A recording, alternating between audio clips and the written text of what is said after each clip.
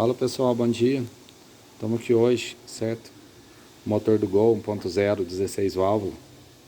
Modelo aí da época aí de 98, 99. O motor queimando muito óleo, baixando muito óleo, certo? Saindo muita fumaça azul no escapamento. Onde que estava o problema? O problema está nessas peças aqui, ó. Nos anéis do pistão. Vai lá no cilindro. Como é que nós fizemos aqui?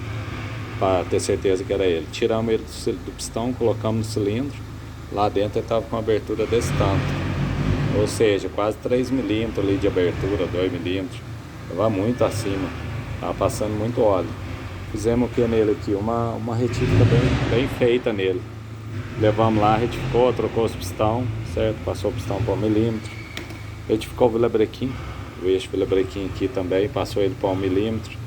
Certo? Eu até peguei o casquilho aqui, ó, mostrar pra vocês aqui, ó, 0,75, tava antes.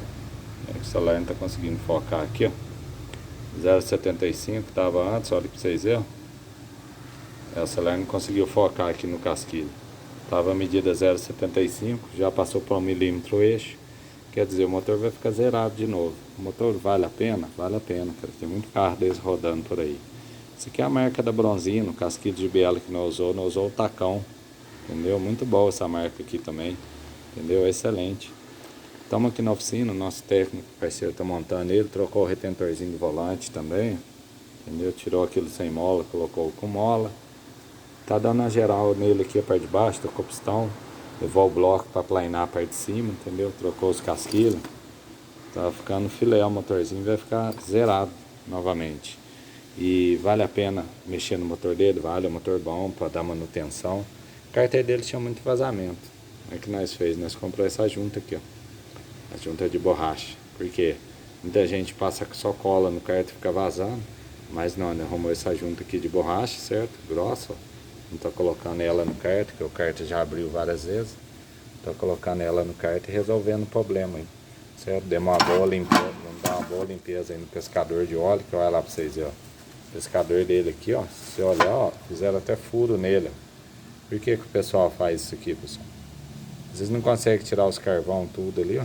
Sujeira, e vai e faz furo. Isso aqui é errado. Entendeu? Não dá uma boa limpeza nele. Vamos trocar esse pescador, entendeu? Vai ficar zerado o motorzinho. Olha, isso aqui é um crime na mecânica. Fazer furo, cara, vai entrar sujeira lá pra bomba de óleo, estraga tudo. Entendeu? Vamos estar trocando a bomba de óleo dele também. E vamos postando aí pra vocês aí.